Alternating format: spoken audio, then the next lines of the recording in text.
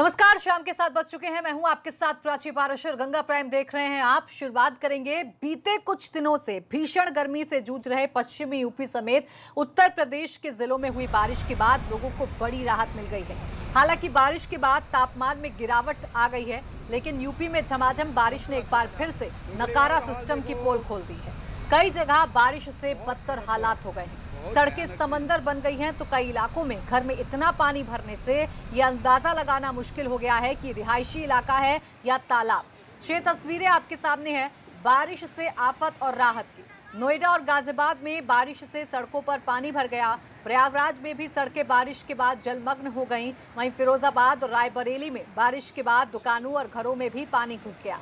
जबकि उत्तराखंड में बारिश के बाद कई इलाकों में नदियां उफान पर हैं और कई जगहों पर भारी भूस्खलन की तस्वीरें आई हैं। तो नोएडा, गाजियाबाद, प्रयागराज, फिरोजाबाद, रायबरेली और उत्तराखंड, हर जगह हालात ऐसे ही हैं। देखिए, बारिश का इंतजार लोग कर रहे थे क्योंकि भीषण गर्मी उनको सता रही थी, लेकिन इस बारिश की राहत को कैसे आफत में तब्दील किया है नकारा सिस्टम ने, तस्वीरें आपके सामने। बहुत भयानक सीन। और वाराणसी में लगातार बारिश के बाद गंगा का जलस्तर तेजी से बढ़ता जा रहा है।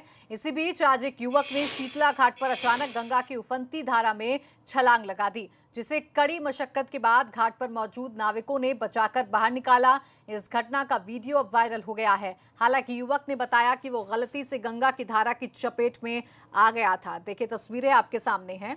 दरअसल ये जो शख्स है, इसने गंगा में छलांग लगाई, ऐसी खबर मिल रही है। हालांकि युवक का ये कहना है कि वो गलती से गंगा की धारा में चला गया था। बारिश का मौसम है, ऐसे में गंगा उफन रही है, गंगा पानी से लबालब भरी हुई है और हालांकि वहाँ पर टीमें मौजूद रहती हैं और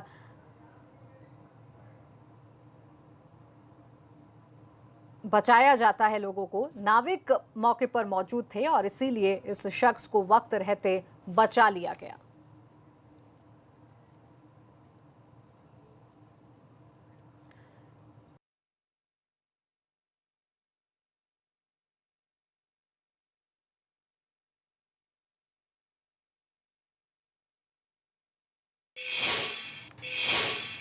उधर ग्रेटर नोएडा में पुलिस कर्मियों की जान बाल बाल बच गई, क्योंकि जिस तरह से बारिश का मौसम है, ऐसे में जर्जर पुलिस चौकी के लेंटर का हिस्सा भरभरा कर गिर पड़ा। गनीमत रही कि इस घटना से कुछ देर पहले ही पुलिसकर्मी वहां से बाहर निकले थे, नहीं तो कोई बड़ा हादसा हो सकता था। हादसा ये बताया जा रहा है कि इस बदहाली की शिकायत कई बार आला अधिकारियों से की गई, लेकिन कोई सुनवाई नहीं हुई। ये घटना दादरी की कोट पुलिस चौकी की है, जिसकी तस्वीरें हम आपको दिखा रहे हैं। पुलिस वाले कई बार शिकायत कर चुके हैं आला अधिकारियों से कि साहब, हमारी चौकी की हालत खराब है, जर्जर है, इसे ठीक करवा दीजिए, लेकिन किसी ने शिकायत पर ध्यान नहीं दिया। नतीजा, भरभरा कर चौकी की जो छत है वो गिर पड़ी।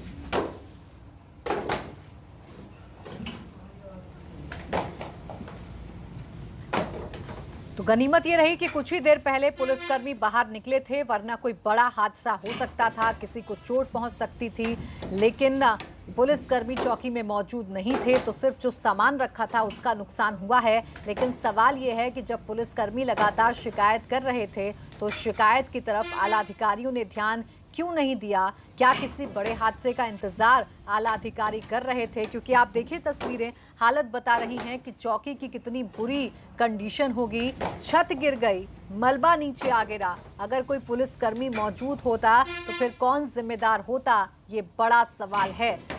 अच्छी बात यह है, राहत की बात यह है कि जो पुलिसकर्मी इस चौकी में तैनात रहते हैं, ड्यूटी करते हैं, वो कुछ ही देर पहले इस चौकी से बाहर निकले थे और जब वो चौकी से बाहर निकले, उनके बाद ये जो छत है उसका मलबा नीचे गिरा। इसलिए कोई बड़ा हादसा होने से तो बच गया, लेकिन एक बार फिर से सवाल सिस्टम पर खड़े हो गए।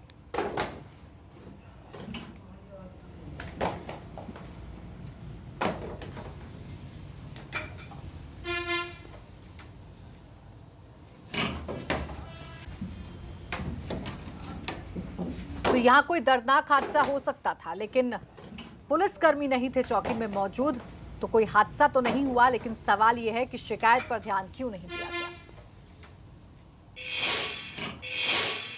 और भारतीय वायुसेना को जिस राफेल का बरसों से इंतजार था, उसकी पहली खेप लंबे इंतजार के बाद आखिरकार भारत पहुंच गई। जब फ्रांस से उड़े 5 राफेल लड़ाकू विमानों ने हरियाणा के अंबाला एयरबेस पर लैंडिंग की। एयरबेस पर उतरते ही पांचों राफेल विमानों का वाटर सैल्यूट के साथ स्वागत किया गया। इस दौरान वायुसेना के चीफ RKS भदौरिया भी मौजूद रहे।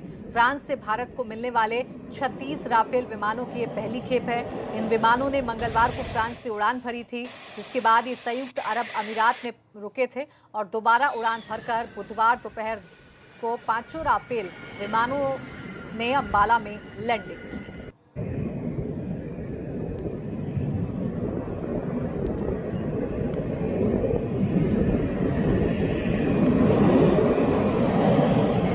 तो आसमान में गड़गड़ाहट राफेल विमानों की है और ये राफेल विमान अब भारत पहुंच चुके हैं। पहली खेप जो कि 27 जुलाई को फ्रांस से उड़ी थी, वो अब भारत पहुंच चुकी है। अंबाला में स्वागत किया गया अंबाला एयरबेस पर और सुरक्षित लैंडिंग की जानकारी खुद रक्षा मंत्री राजनाथ सिंह ने ट्वीट कर दी।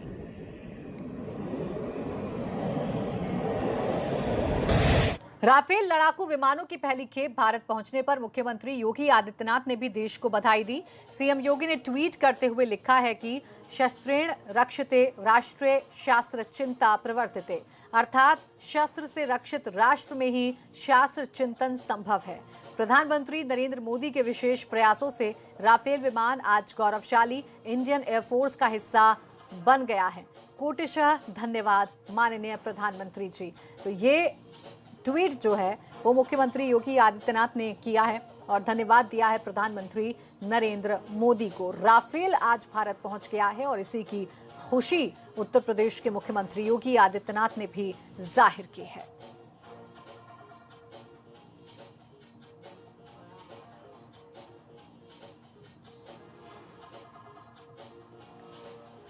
धन्यवाद दिया है प्रधानमंत्री नरेंद्र मोदी को मुख्यमंत्री योगी आदित्यनाथ ने। आपको बता दें कि 27 जुलाई को फ्रांस से उड़े राफेल अब भारत पहुंच चुके हैं।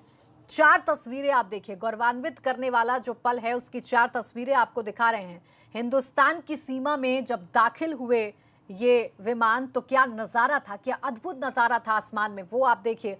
अंबाला के आसमान पर जब राफेल गड़गड़ाया तो वहां पर क्या नजारा था वो भी आपको दिखा रहे हैं। और फिर जब भारत की सरजमी पर लैंडिंग हुई तो एकदम अद्भुत नजारा था और फिर वाटर कैनन से सल्यूट किया गया। ये 4 तस्वीरें आज दिन भर की बड़ी तस्वीरें हैं क्योंकि पूरे देश को इंतजार था।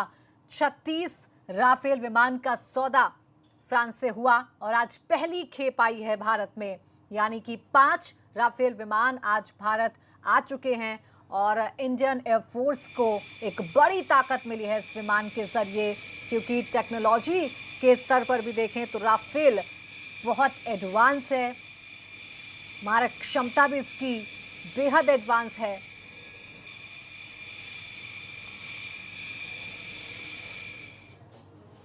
तो किन देशों के पास है राफेल, ये हम जानकारी आपको देते हैं। देखिए, भारत के पास अब राफेल है, 5 राफेल आज भारत आ चुके हैं, पहली खेप आ चुकी है, तो भारत वो देश है। दूसरा देश है मिस्र, जिसके पास राफेल विमान है, जिसकी सैन्य शक्ति में मौजूद है। कतर में भी राफेल मौजूद है, कतर सेना के पास भी राफेल मौजूद है। तो ये 3 देश हैं जिनके पास राफेल की शक्ति है, जिसमें भारत भी अब शामिल हो गया है। इससे पहले मिस्र और कतर के पास भी राफेल की शक्ति है और अब यही शक्ति भारत को भी मिल गई है, भारत की वायु सेना को भी मिल गई है। और ये वो देश हैं जो इंतजार कर रहे हैं राफेल का। जर्मनी एक नाम शामिल है इसमें, इटली भी राफेल का इंतजार कर रही है। भारत का इंतजार तो खत्म हो गया है, वहीं ब्रिटेन भी राफेल का इंतजार कर रहा है। तो राफेल एक ऐसी शक्ति जो वायुसेना को और भी ज्यादा मजबूत कर देगा। स्पेन भी वो देश है जो इंतजार कर रहा है राफेल का।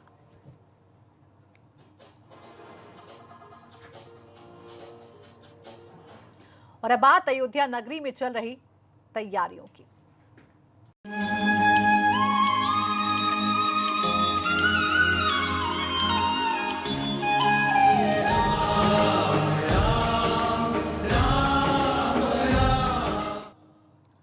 अयोध्या में बनने वाले भगवान राम के मंदिर के शिलान्यास के लिए तैयारियां तेज होती जा रही हैं। करोड़ों लोगों की आस्था के प्रतीक भगवान राम के मंदिर के लिए अब प्रदेश ही नहीं बल्कि देश भर के पवित्र स्थानों की मिट्टी और जल अयोध्या भेजने का अभियान तेज होता जा रहा है, ताकि इन स्थानों की मिट्टी और जल से रामलला की नींव रखी जा सके। प्रीत सदा से चलती आई, गाए प्राण पर वचन न जाई, ऐसे उत्तम कुल के तेजस्वी है राघव राम रघुराई। करीब 500 साल की प्रतीक्षा और 70 साल की पेचीदा न्यायिक प्रक्रिया से निकलने के बाद आखिरकार अयोध्या एक बार फिर से संपूर्ण रूप से राममय होने के लिए तैयार है। और अब पूरे देश को उस शुभ घड़ी का इंतजार है जब 5 अगस्त को मंगल मुहूर्त में प्रधानमंत्री नरेंद्र मोदी अयोध्या में रामलला के लिए प्रस्तावित भव्य मंदिर के निर्माण की पहली ईंट रखेंगे। लेकिन इसके पहले ही हर वर्ग, हर संस्था, हर व्यक्ति जुट गया है। बहुत ही गौरव का और बहुत हर्षोल्लास का समय है जो अशोक सिंघल जी के 550 साल, अशोक सिंघल जी के सपने और सनातन के सारों 500 साल से जो रामलला अभी तक कैद थे, पूर्ण रूपेण जिनको स्वतंत्रता से दर्शन नहीं होते थे, जो अपने अस्तित्व को जागृत नहीं करते थे, आज उनके जागरण की वह भगवान राम के एवं सनातन के जो आत्मदेव के स्वरूप में भूदेव जो स्थापित होंगे, उस जगह का संगम का जल एवं रज को व भारद्वाज ऋषि के प्रथम संस्कार का जो संबंध यह परम गौरव की बात है। अयोध्या में राम मंदिर के भूमि पूजन के लिए प्रयागराज में विश्व हिंदू परिषद के कार्यकर्ताओं ने संगम की मिट्टी और जल को एकत्र किया। राम जन्मभूमि ट्रस्ट को सौंपने से पहले संगम की मिट्टी और जल को अयोध्या आंदोलन के सूत्रधार रहे वीएचपी अध्यक्ष अशोक सिंघल के आवास पर दर्शन के लिए रखा गया। गंगा, यमुना, सरस्वती का जल और मिट्टी अयोध्या की भगवान श्री राम जी के जन्मभूमि पर ऐसा वहाँ पर पड़े और हिंदू समाज के लिए सुखद का अनुभव है और हिंदू समाज आह्लादित है। 5 तारीख ऐतिहासिक दिन है। पूरे देश भर के नदियों का जल और वहाँ धार्मिक स्थलों की मिट्टी आ रही है। इसी कड़ी में प्रयागराज का भी जल जा रहा है। साधु संतों के आह्वान पर कानपुर में भी धार्मिक और पौराणिक स्थलों की मिट्टी और गंगा जल एकत्र किया जा रहा है। वीएचपी कार्यकर्ता कानपुर प्रांत के सभी 21 जिलों के धार्मिक स्थलों और नदियों का जल और मिट्टी लेकर अयोध्या जाएंगे। 5 अगस्त को श्री राम जन्मभूमि पूजन महोत्सव के हेतु पूरे देश भर की जो पवित्र पौराणिक धार्मिक स्थलों की मिट्टी और जल को एकत्र कुछ साधु संतों के आह्वान पर करने का आह्वान हुआ है। हम सब विश्व हिंदू परिषद के कार्यकर्ता कानपुर महानगर के जो हमारे प्रसिद्ध पौराणिक धार्मिक स्थल हैं, वहाँ के मिट्टी और जल को एकत्र करके अयोध्या जी भेजने के लिए एकत्र हुए हैं। आज हम सब आनंदेश्वर महादेव मंदिर में यहाँ की मिट्टी और जल को लेने के लिए आए हुए हैं। इसी प्रकार से विभिन्न स्थानों पर हमारे कार्यकर्ता इन मिट्टियों को और जल को इकट्ठा कर रहे हैं और इसको श्री अयोध्या जी भेजने के लिए हम सब यहाँ पर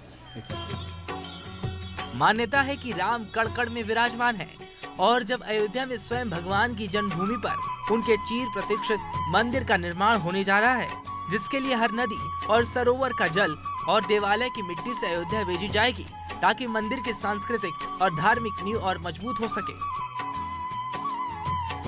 प्रयागराज से मोहम्मद मोइन के साथ कानपुर से प्रभात अवस्थी की रिपोर्ट।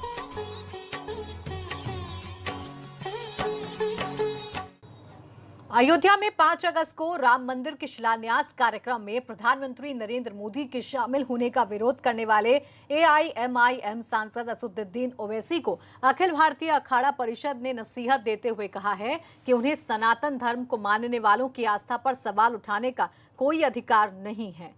अखाड़ा परिषद के अध्यक्ष महंत नरेंद्र गिरी ने कहा है कि पीएम के कार्यक्रम में शामिल होने से संविधान का किसी भी तरह का उल्लंघन नहीं होता है, क्योंकि मंदिर का निर्माण सुप्रीम कोर्ट के फैसले के आधार पर ही हो रहा है।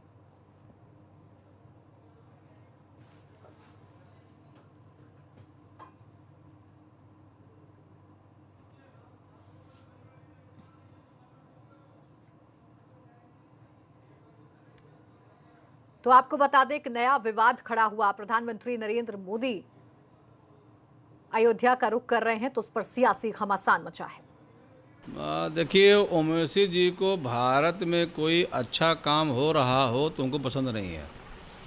उन्हें तो भारत में आतंकवाद हो, लोगों की हत्याएं हों, वो उनको पसंद है। आज करोड़ों लोगों के आस्था का विषय है। 5 अगस्त को भूमि पूजन के दिन, श्री राम जन्मभूमि के पूजन के दिन पूरा भारत ही नहीं पूरा विश्व श्री राम का जयकारा लगाएगा, क्योंकि राम के अलावा और कोई भी ऐसा नहीं है जो इस कोरोना महामारी को ख़त्म कर दे। हमारे भारत में करोड़ों की आस्था का विषय है ये। बहुत इंतज़ार के बाद, बहुत प्रतीक्षा के बाद माननीय सर्वोच्च न्यायालय, जो पूरे विश्व में भारत की न्यायपालिका को एक सर्वोत्तम माना गया है, उस और इस वक्त की बड़ी खबर आपको बता दें, 1 अगस्त से नाइट कर्फ्यू हटा दिया गया है। 5 अगस्त से जिम खोलने की इजाजत भी मिल गई है। मेट्रो, सिनेमा हॉल पर पाबंदी जारी रहेगी।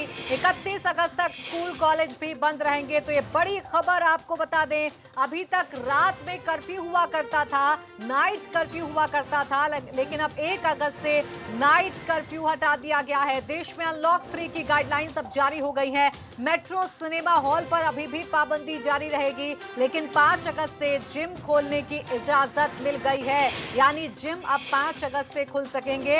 31 अगस्त तक स्कूल और कॉलेज भी अभी फिलहाल बंद रहेंगे। तो बड़ी खबर इस वक्त आपको बता दें, देश में अनलॉक 3 की गाइडलाइन जारी हो गई है और इन गाइडलाइंस के मुताबिक अब 1 अगस्त से नाइट कर्फ्यू हटा दिया गया है। इसी के साथ ही साथ मेट्रो, सिनेमा जो है हालांकि वो अभी बंद रहेंगे, लेकिन जिम खुल जाएंगे। ये बड़ी जानकारी निकलकर सामने आ रही है। अब 5 अगस्त से जिम खोलने की भी मंजूरी मिल गई है। तो अनलॉक 3 की ये वो गाइडलाइंस है। हालांकि विस्तृत गाइडलाइंस भी अभी आएंगी, उसकी जानकारी भी एबीपी गंगा पर हम आपको देंगे। लेकिन अभी जो बड़ी जानकारी मिल रही है उसके मुताबिक 5 अगस्त से अब जिम खोले जाएंगे। यानी जिम जो अभी तक बंद थे, जब से लॉकडाउन हुआ देश में, उससे पहले से ही जिम बंद कर दिए गए थे, सिनेमा हॉल्स बंद कर दिए गए थे। तो सिनेमा हॉल तो अभी बंद रहेंगे, उन पर अभी ताला लटका रहेगा, लेकिन जिम खोलने की इजाजत मिल गई है। तो देश में अब अनलॉक 3 की गाइडलाइन जारी हो गई है, जिसके मुताबिक 1 अगस्त से नाइट कर्फ्यू अब हटा दिया गया है। यानी रात में अब जो पाबंदी हुआ करती थी बाहर निकलने की, वो खत्म कर दी गई है। इसी के साथ ही साथ जो बड़ी जानकारी है वो ये है कि 5 अगस्त से जिम भी खुल जाएंगे। जिम खुलेंगे 5 अगस्त से और स्कूल कॉलेज हालांकि 31 अगस्त तक बंद रहेंगे। अविनाश तिवारी हमारे संवाददाता ज्यादा जानकारी के साथ जुड़ गए। अविनाश, 5 अगस्त से जिम खुलने वाले हैं, 1 अगस्त से नाइट कर्फ्यू खत्म हो रहा है, और क्या क्या छूट और क्या क्या रियायत मिलने वाली है अनलॉक 3 में? जी हाँ, बात करें प्राकृतिक प्रकार से अनलॉक 3 की ये जो घोषणा हुई है, गृह मंत्रालय ने अपनी तरफ से बताया है कि स्कूल कॉलेजेस 31 अगस्त तक बंद रहेंगे।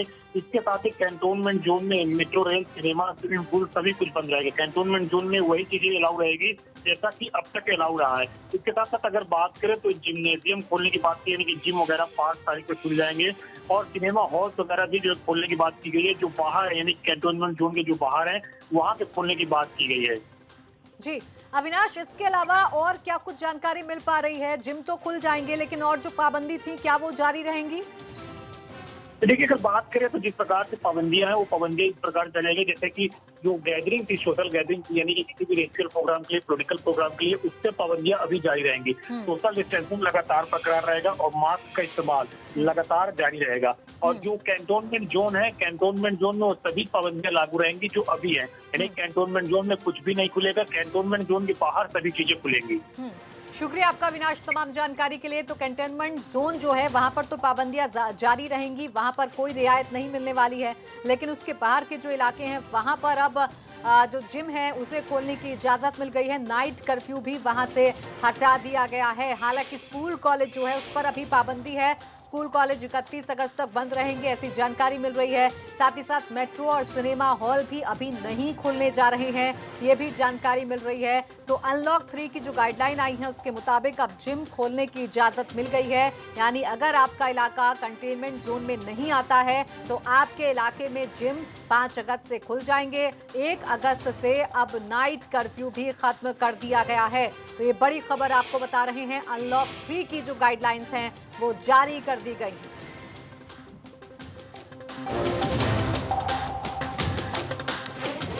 और रुक रहे एक छोटे से ब्रेक के लिए, जल्द लौटेंगे।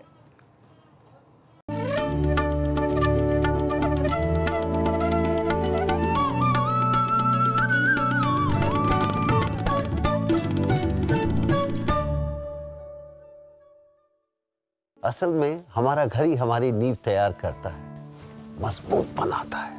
SRMB TMT बार, घर से हो जीत की शुरुआत। इनसे भी तो पूछो ये क्या पकाएंगे। Laddoo, kachori, jalebi, everything, all dishes we have. इनकी तो बातों में ही स्वाद नहीं है, खाने में कैसे आएगा? स्वाद इज वेरी इम्पोर्टेंट। तो स्वाद आएगा कैसे? बिट्टी जी, ज्ञान देसी घी से। गेल उत्कर्ष सुपर 100 उत्तर प्रदेश और उत्तराखंड के मेधावी एवं निम्न आय वर्ग के छात्रों के लिए इंजीनियरिंग प्रवेश परीक्षा हेतु 11 महीने की निःशुल्क आवासीय कोचिंग। ऑनलाइन परीक्षा के लिए रजिस्टर करें www.csrlopentest.in। अधिक जानकारी के लिए कॉल या व्हाट्सएप करें 7987749483 7355520443।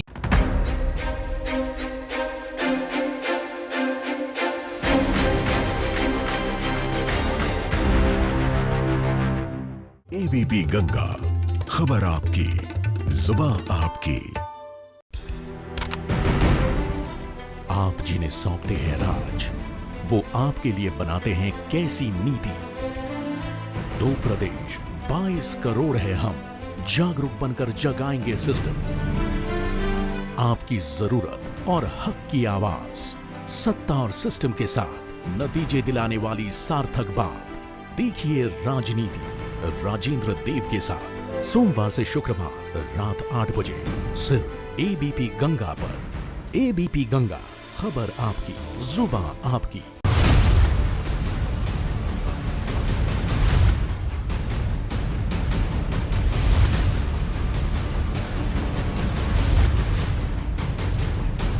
देखिए राजनीति राजेंद्र देव के साथ।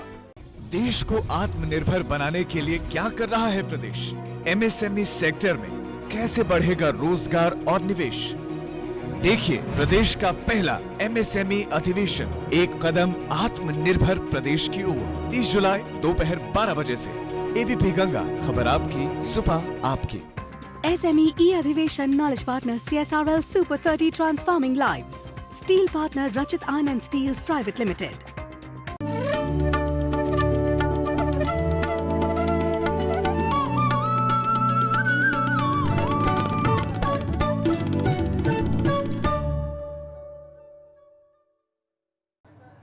ब्रेक के बाद स्वागत है आपका। तो बड़ी खबर यह है कि अनलॉक 3 की गाइडलाइंस अब जारी हो गई हैं, जिसके मुताबिक नाइट कर्फ्यू से अब राहत मिलेगी। 1 अगस्त से नाइट कर्फ्यू हटा दिया गया है और 5 अगस्त से जिम खोलने की इजाजत दी गई है। हालांकि सिनेमा हॉल्स और मेट्रो पर अभी पाबंदी रहेगी। साथ ही साथ 31 अगस्त तक स्कूल कॉलेजेस भी नहीं खुलेंगे, लेकिन जिम खुल जाएंगे आपके इलाकों में अगर कंटेनमेंट जोन में आपका इलाका नहीं आता है। यहाँ पर गौर इस बात पर करिएगा कि जो कंटेनमेंट जोन है वहां पर पाबंदियां जारी रहेंगी, वहां पर रियायत नहीं मिलेगी। लेकिन अगर कंटेनमेंट जोन से बाहर आप रहते हैं, आपका घर है, तो आपको अब और भी छूट मिल रही है। तो धीरे धीरे करके जो पूरा देश है वो खुल रहा है और अब जिम जिस पर ताले लटके हुए थे जब से लॉकडाउन हुआ था देश में, उससे पहले से ही वो जिम अब खुल जाएंगे। तो ये आई हैं गाइडलाइंस अनलॉक 3 की। 1 अगस्त से 31 अगस्त तक अनलॉक 3।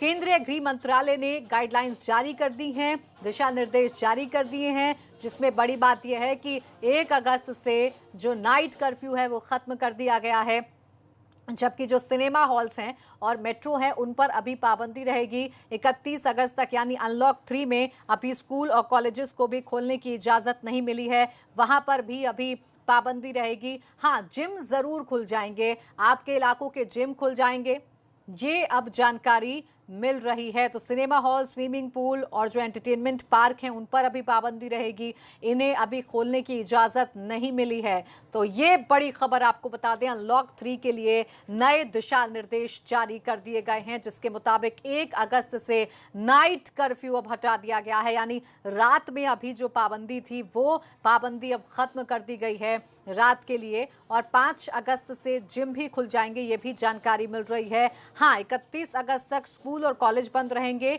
इसके साथ ही साथ सिनेमा हॉल नहीं खुल सकते, मेट्रो नहीं खुल सकती, स्विमिंग पूल नहीं खुल सकते, एंटरटेनमेंट पार्क नहीं खुल सकते, और कंटेनमेंट जोन में तो अभी पाबंदी जारी रहेंगी, वहां पर अभी किसी प्रकार की छूट नहीं मिलेगी। मास्क पहनना अभी भी अनिवार्य है, सोशल डिस्टेंसिंग का पालन करना अभी भी अनिवार्य है। जो सोशल गैदरिंग है उस पर जो पाबंदी है वो अभी भी जारी रहेंगी। जितनी भी ऐसी फंक्शंस हैं, इवेंट्स हैं जिनमें सोशल गैदरिंग हो सकती है, उन पर अभी पाबंदी जारी रहेगी। जो नियम है वही जारी रहेंगे। अनलॉक 3 में जो खुल रहा है वो है जिम, और नाइट कर्फ्यू 1 अगस्त से हटा दिया जाएगा। 5 अगस्त से जिम खुलने की भी इजाज़त मिल गई है, सशर्त जिम खुलने की इजाज़त मिली है। यानी सोशल डिस्टेंसिंग का आपको पालन करना है, मास्क आपको लगाना है, ये अभी भी अनिवार्य है अनलॉक 3 में भी। तो गृह मंत्रालय ने अनलॉक 3 की गाइडलाइंस जारी कर दी हैं, जिसके मुताबिक 1 अगस्त से नाइट कर्फ्यू हटा दिया गया है।